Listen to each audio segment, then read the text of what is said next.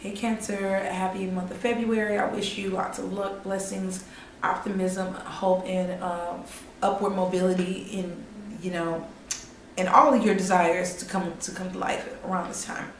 Let's get into your forecast. So we have on the first, we're jumping out just off the rip with the new moon in the sign of Aquarius in your eighth house. So this is about intimacy for you and sensuality, and this could be a particular person from your friend group that you end up deciding to go into business together, share resources, or literally share bodies, be very intimate, or spirituality is tying in with your friend groups or your groups of choice or your friends or your belief system.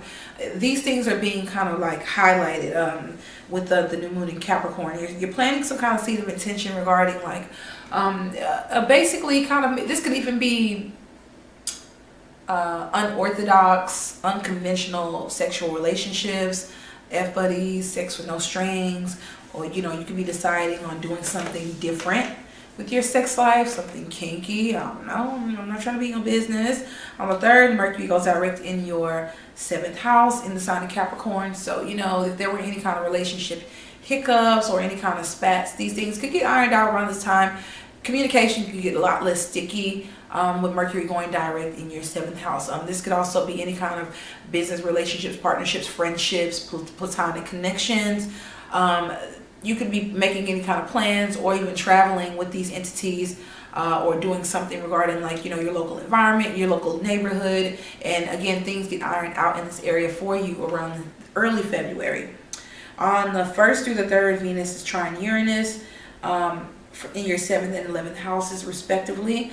So definitely this is a harmonious time when we're talking about your romantic partnerships and connections, and your friend groups. Again, I see you really kind of connecting with a friend, an intimate relationship, or a partnership. You guys are enjoying things about each other, like deeper than like the sex, and the intimacy, the physical connection. You're realizing that you guys have more interest in common on a deeper level. Your associations, your group of choice, and your this could be even marriage, a marriage partner. You're deciding to you're spending a lot more time with base friends. It could like manifest like that. On the 10th through the 11th, Mercury conjunct Pluto in your 7th house. So this is a great time again for your relationships to move forward. There could have been fights over money, spats over like shared resources. These things are gonna basically start to diffuse.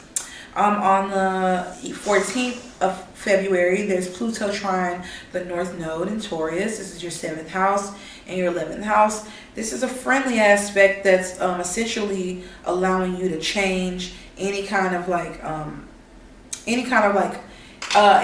plans regarding shared resources between you and a friendship, a partnership in general, a romantic connection, platonic, whatever.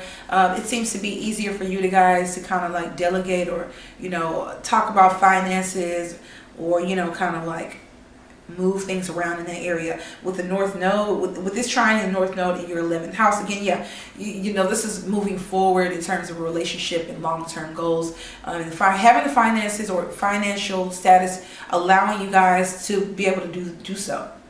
On the 16th, there's the full moon in Leo in your 2nd house of earned income, of self-esteem, of value, of home cooked food. So you could, be cooking at home for bae, or having a nice romantic dinner at home, or going on a nice romantic rendezvous. This is a very sensual, wine and dining type house meets a very romantic sign in a very romantic aspect. So you could definitely be spending a little bit more money on bae spending a little bit more money on you having the money, or earning a little bit extra money on the side to pursue a creative endeavor as well. If you are single, or in general, it can play out like that.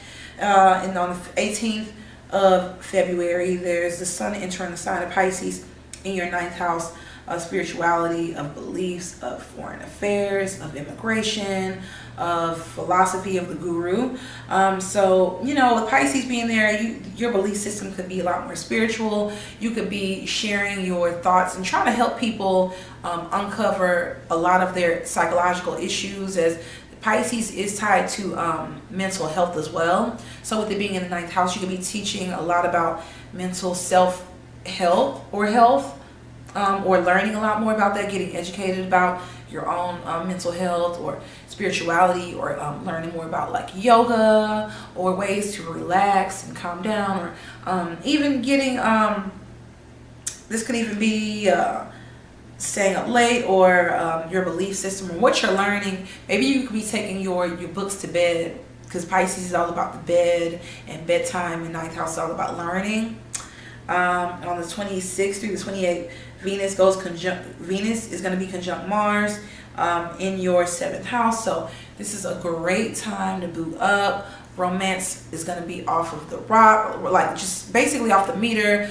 Things could be a lot more hot and heavy and intense and very sensual. You know, need I say more in terms of your romantic connections and partnerships? Now, if these are platonic, this could see you going into business with partners, or moving forward on any creative endeavors between you and a mutual and a business partner, or going into business with friends, or just again looking a lot more being a lot more magnetic and very attractive in terms of the opposite or same sex, you know, and essentially, you know, this is a great time to put yourself out there and date more if you are single. Good luck, Cancer. Happy February.